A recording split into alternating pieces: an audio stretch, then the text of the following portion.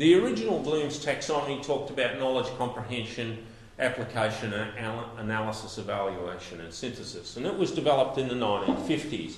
And really the focus was on academic learning, focus was on theory.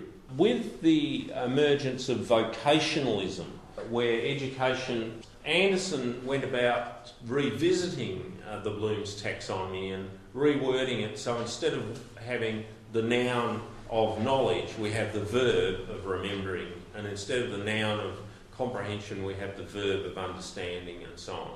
What Anderson did was really to a more applied focus.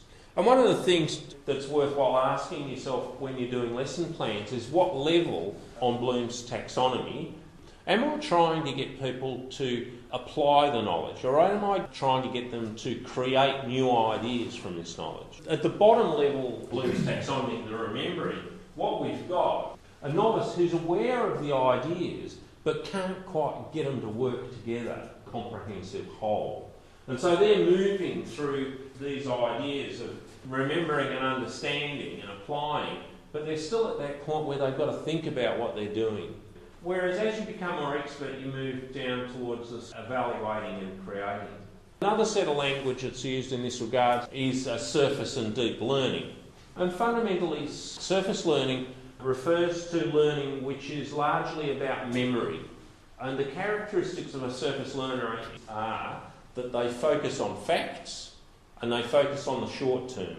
One of the characteristics of surface learning is that you don't retain that learning for very long. Just a driving licence is an example of something that encourages surface learning because it's rote memory. Whereas deep learning aims at understanding, and people that engage in deep learning will tend to try to focus on meaning rather than detail.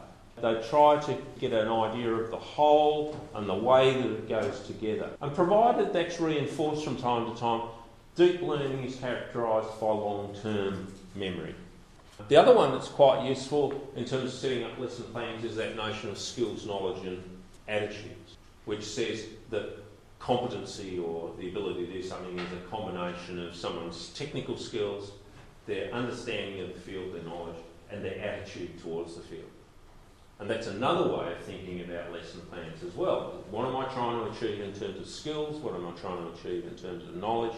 What am I trying to achieve in terms of attitude?